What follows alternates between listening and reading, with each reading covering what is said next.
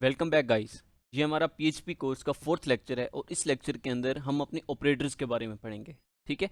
Last lecture में हमने अपने वेरिएबल्स और डेटा टाइप्स के बारे में पढ़ा था कि पीएचपी के अंदर वेरिएबल्स कौन कौन से होते हैं, किस तरह से हम वेरिएबल्स को यूज़ करते हैं और कौन कौन सी डेटा टाइप्स होती हैं। तो अगर आपने वो लेक्चर नहीं देखा तो टॉप राइट कॉर्नर पे आपको आई बटन मिल जाएगा, वहाँ से जाके आप वो लेक्चर देख सकते हैं। ठीक है। तो आज के लेक्चर स्टार्ट करते हैं। तो आज के लेक्चर में हम देखेंगे ऑपरेटर्स। ठीक है। तो हमारे पास पीएचपी के अंदर डिफरेंट टाइप के ऑपरेटर्स होते हैं। सबसे पहले हम देख लेते हैं जी अरिथमेटिक ऑपरेटर। ठीक है। तो यहाँ पर मैं लिख लेता हूँ अरिथमेटिक ऑपरेटर। ठीक है। तो इसको हम जो है ना कमेंट कर देते हैं। अब पीएचपी के अंदर कमेंट क्या होता है, अब इस लाइन को मैंने कमेंट कर दिया, कंट्रोल और स्लैश का बटन मैंने प्रेस किया तो ये कमेंट हो गया। अब मेरा ये कोड जो है वो स्क्रीन पर मतलब इसको कंपाइलर कंपाइल ही नहीं करेगा। अगर मैं यहाँ पर कुछ भी प्रिंट करवा लेता हूँ, मैंने यहाँ पर जिशान प्रिंट करवा दिया, तो देखो इस लाइन को कंपाइलर इग्नोर कर देगा और इसको स्क्रीन पर प्रिंट करवा देगा। ठीक है। हम यहाँ पर चलते हैं और ज़रा हम रिफ्रेश करते हैं तो ये देखो जिशान हमारा स्क्रीन पर प्रिंट हो गया। ठीक है। मैंने लोकल होस्ट CWMZ के अंदर अपनी फर्स्ट डॉट PHP को ओपन किया हुआ है अपना XAMPP local server open on करने के बाद। ठीक है। इसमें अपाचे और MySQL को स्टार्ट करने के बाद मैंने यहाँ पर लोकल होस्ट में ओपन किया हुआ है इसको। ठीक है। तो ये इस तरह से मैंने जब कमेंट को यूज़ किया तो मेरा कमेंट जो है वो कंपाइलर कंपाइल नहीं करता, उसको स्किप कर देता है। ठीक है। तो अब हम देख लेते हैं अरिथमेटिक ऑपरेटर। अरिथमेटिक ऑपरेटर क्या होते हैं, हम किसी दो वेरिएबल्स को या दो नंबर्स को ऐड करना चाहते हैं, सब्ट्रैक्ट करना चाहते हैं, मल्टीप्लाई करना चाहते हैं, डिवाइड करना चाहते हैं, तो ये हमारे पास होते हैं अरिथमेटिक ऑपरेटर। अब मैं यहाँ पर ले लेता हूँ जी $a = 10। मैंने एक नंबर ले लिया और इसी तरह से मैंने ले लिया जी $b = 20। ठीक है। $b = 20। ठीक है। अब इन दोनों को मैं जो है सम कैलकुलेट कर लेता हूँ, तो मैं एक $सम नाम का वेरिएबल ले लेता हूँ, इक्वल टू कर देता हूँ जी $a + $b। ठीक है। और इन दोनों का अब मैं सम जो है उसको इको में प्रिंट करवा के आपको दिखा देता हूँ। तो इको में मैंने करवा दिया जी $ऑफ सम। ठीक है। तो यहाँ पर मैं सेमी कॉलन का यूज़ कर लेता हूँ। अब हम चलते हैं ज़रा इसको रिफ्रेश करते हैं तो देखो 10 और 20 का सम जो है वो 30 हमारे पास प्रिंट हो गया। ठीक है। तो इस तरह से हम जो है सम कैलकुलेट कर सकते हैं। अगर मैं इनका सब्ट्रैक्शन फाइंड आउट करूँ तो मैं यहाँ पर कर लेता हूँ जी SUB सब्ट्रैक्शन, और कर लूँगा जी मैं $ऑफ B - $ऑफ A कर लूँगा, क्योंकि A की वैल्यू छोटी है और B की बड़ी है तो इसलिए। ठीक है। अब यहाँ पर मैं जी कर लूँगा सब्ट्रैक्शन, तो ये मेरे पास 10 जो है प्रिंट हो जाएगा। ठीक है। 30 के बाद 10। ठीक है। यहाँ पर मैं स्पेस भी देना चाहूँ तो दे सकता हूँ। मैं ऐसे करता हूँ, सम को रिमूव ही कर देता हूँ। ठीक है। तो ये मेरा सब्ट्रैक्शन हो गया।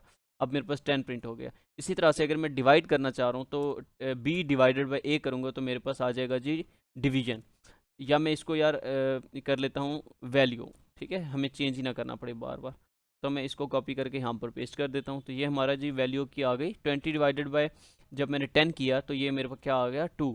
तो ये मेरा डिवीजन हो गया। इसी तरह से अगर मैं इसको मल्टीप्लाई करता हूँ तो B × A जो हो जाएगा वो 200 हो जाएगा। 20 × 10 तो 200 हमारा स्क्रीन पर डिस्प्ले हो गया। तो ये हमारे कुछ अरिथमेटिक ऑपरेटर थे। इस तरह से हम अगर इनका रिमाइंडर फाइंड आउट करना चाहें तो लाइक अगर रिमाइंडर का जो सिंबल होता है ये होता है परसेंट का, इसका मतलब ये होता है कि जब B A पे डिवाइड होगा तो कितना हमें रिमाइंडर बचेगा। ठीक है। तो अगर 20 10 पे डिवाइड करें तो कितना रिमाइंडर बचता है 0। ठीक है। क्योंकि 10 पूरा पूरा 20 पे डिवाइड हो जाता है, 10 2 टाइम्स आर 20। ठीक है। तो ये मेरा पूरा पूरा डिवाइड हो गया तो मेरा रिमाइंडर नहीं बचा। तो इस तरह से ये मेरा था कुछ अरिथमेटिक ऑपरेटर थे।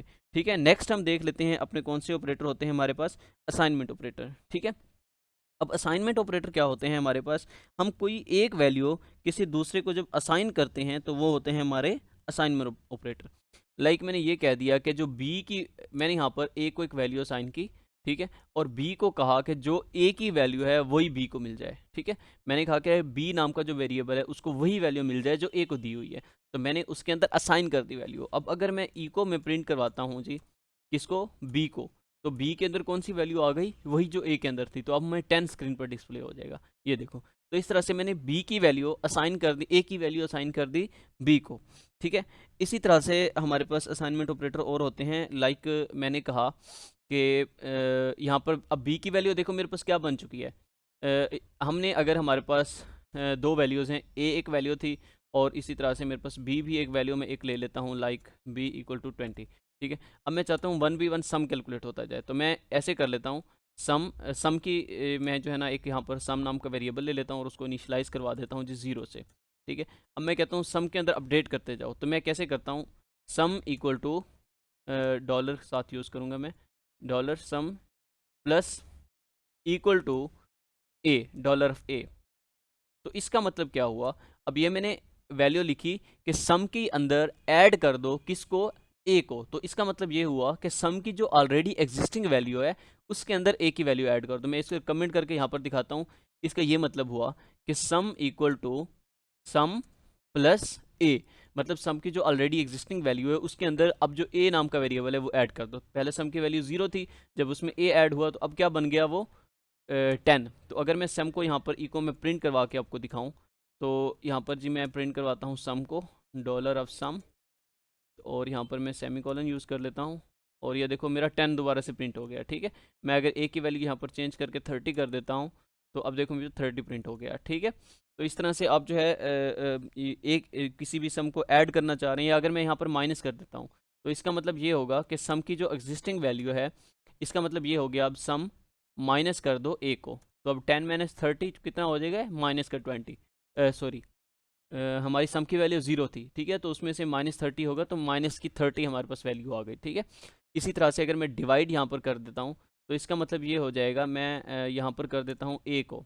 ठीक है, और यहाँ पर कम कर लेता हूँ सम को, क्योंकि हमारे पास वो वैल्यू बड़ी है। या मैं ऐसे कर लेता हूँ, ए की वैल्यू सम की 10 थी तो मैं यहाँ पर इसकी 2 ले लेता हूँ, तो 10 डिवाइडेड बाई 2 तो 5 हमारे, सॉरी अब यहाँ पर मैंने कर दिया कि सम की जो एग्जिस्टिंग वैल्यू है उसके ऊपर डिवाइड कर दो। सम की एग्जिस्टिंग वैल्यू 0 थी तो मैं इसको 10 कर देता हूँ, तो 10 डिवाइडेड बाय अब 2 जब होगा तो मेरे पास 5 आ जाएगा। ठीक है, 10 की सम की एग्जिस्टिंग वैल्यू थी 10, तो इसका मतलब सम की जो एग्जिस्टिंग वैल्यू है उस पर डिवाइड कर दो ए को। ठीक है, तो मैंने जब उस पर डिवाइड किया तो उसको मैंने लिखा इस तरह से, sum divide equal to dollar of A. ठीक है, तो इस तरह से ये मेरा जो है ना कैलकुलेट हो गया। ठीक है, इसी तरह से आप मॉडुलस भी कर सकते हैं, मतलब रिमाइंडर कर सकते हैं, मल्टीप्लाई कर सकते हैं, जो मर्जी करना चाहें। ठीक है, तो ये थे हमारे पास असाइनमेंट ऑपरेटर। उसके बाद हमारे पास होते हैं कंपैरिजन ऑपरेटर। ठीक है, कंपैरिजन ऑपरेटर क्या करते हैं, दो चीज़ों को आपस में कंपेयर करते हैं। ठीक है, लाइक अगर मैं ये कह देता हूँ कि A equal double equal to B, ठीक है, इसका मतलब ये हुआ कि जो ए है ना वो इक्वल है बी के। ठीक है, अब हमने सिंगल इक्वल क्यों नहीं लिखा, डबल इक्वल क्यों लिखा, तो अभी के लिए आपको इस चीज़ की थोड़ी सी कम समझ आएगी जब हम इफ एल्स स्टेटमेंट की तरफ स्विच करेंगे। अपनी नेक्स्ट वीडियो में मैं इफ एल्स स्टेटमेंट पढ़ाऊंगा, तो इफ एल्स स्टेटमेंट में आपको ज़्यादा अच्छे से समझ आएगी कि ई इक्वल टू बी का मतलब क्या है, कि जब हम कंपेयर कर रहे होते हैं ना ए और बी को, कंपैरिजन बेसिकली कंपेयर करने के लिए यूज़ किया जाता है कि ए बी के इक्वल है या नहीं है। तो इफ एल्स स्टेटमेंट में हम इसको ज़्यादा अच्छे से समझ सकेंगे। तो नेक्स्ट आने वाली वीडियो में हम इसको डिटेल में डिस्कस करेंगे। अभी के लिए आप इतना अंडरस्टैंड कर लो कि अगर ए और बी को मैं आपस में कंपेयर कर रहा हूँ, तो अगर मैं डबल इक्वल का यूज़ करता हूँ तो ये चेक करेगा क्या ए और बी इक्वल है। अगर इक्वल है तो वो उसको यूज़ कर लेगा, मतलब हमें ट्रू रिटर्न कर देगा। ठीक है, अगर इक्वल नहीं होंगे तो वो फॉल्स रिटर्न करवा देगा। ठीक है, दूसरा हमारे पास होता है ट्रिपल इक्वल। अब ये ट्रिपल इक्वल क्या करता है, ट्रिपल इक्वल बेसिकली चेक करता है कि ये इनकी वैल्यूज़ भी इक्वल होनी चाहिए और इनकी डेटा टाइप्स भी इक्वल होनी चाहिए। अगर लेट्स सपोज ए की वैल्यू भी 20 है, बी की वैल्यू भी 20, अब ये दोनों इक्वल हैं, बट अगर मैं ट्रिपल इक्वल लगाता हूँ और इसको इन्वर्टेड कॉमास में क्लोज कर देता हूँ, अब ये भी 20 है और ये भी 20 है, बस बट इस 20 की जो डेटा टाइप है वो क्या है, इंटीजर, इस 20 की डेटा टाइप क्या है, स्ट्रिंग। तो अब ये दोनों की टाइप इक्वल नहीं है बट वैल्यू इक्वल है। ठीक है, तो अब ये A triple equal to B करेंगे तो ये हमें फॉल्स रिटर्न करवा देगा। ठीक है, इफ एल्स स्टेटमेंट में हम इसको ज़्यादा डिटेल में प्रूव करके देखेंगे। ठीक है, इसी तरह से हमारे पास होता है नॉट इक्वल टू। तो नॉट इक्वल टू के लिए हम जो है यूज़ करते हैं क्या चीज़, लाइक मैंने ये कह दिया कि ए जो है वो नॉट इक्वल टू है बी के। ठीक है, तो इसका मतलब आपको समझ लग रहा है कि ए और बी जो है वो इक्वल नहीं है। इस चीज़ की कंडीशन को चेक करने के लिए यूज़ किया जाता है। ठीक है, उसके अलावा हमारे पास लेस देन का साइन होता है, उसके अलावा ग्रेटर देन का साइन होता है, मतलब ए जो है वो लेस देन है बी से, या ए जो है वो ग्रेटर देन है बी से। ठीक है, तो यही चीज़ हम जो है बेसिकली ये चीज़ें जो है ना ये लॉजिकल ऑपरेटर में यूज़ होती हैं। ठीक है, तो ये चीज़ें लॉजिकल ऑपरेटर में यूज़ होती हैं हमारे पास। ये जो हमने कंडीशंस यहाँ पे देखी है ना, जब हम लॉजिकल ऑपरेटर देखेंगे ना इफ एल्स स्टेटमेंट, उसके अंदर ये चीज़ें यूज़ होंगी। ठीक है, इसी तरह से लेस देन इक्वल भी होगा। ठीक है, मतलब ए की जो वैल्यू है वो लेस देन भी है और इक्वल भी है बी की वैल्यू से। ठीक है, और इसी तरह से बी की वैल्यू जो है वो ग्रेटर देन भी है और इक्वल भी है ए की वैल्यू से। तो ये चीज़ें हमारे पास होती हैं कंपैरिजन ऑपरेटर। तो अपने आने वाली वीडियोज़ में इफ एल्स की स्टेटमेंट की जो होगी उसके अंदर हम इसको प्रैक्टिकली भी देखेंगे। ठीक है, तो आई होप सो कि आपको इसकी समझ आई होगी। अगर आपको कन्फ्यूजन है, कोई क्वेश्चन है आपके माइंड में, तो आप कमेंट सेक्शन में मुझसे पूछ सकते हैं, या डिस्क्रिप्शन में आपको मुझे मेरा व्हाट्सएप नंबर मेंशन है, वहाँ से आप मुझे व्हाट्सएप पे कांटेक्ट कर सकते हैं, वहाँ पे क्वेश्चन पूछ सकते हैं। अगर आपको मेरी वीडियो अच्छी लगे तो अपने दोस्तों के साथ शेयर करें, वीडियो को लाइक करना मत भूलिएगा और चैनल को सब्सक्राइब कर दीजिएगा। थैंक यू सो मच, फिर मिलते हैं नेक्स्ट वीडियो में, तब तक के लिए अल्लाह हाफिज़।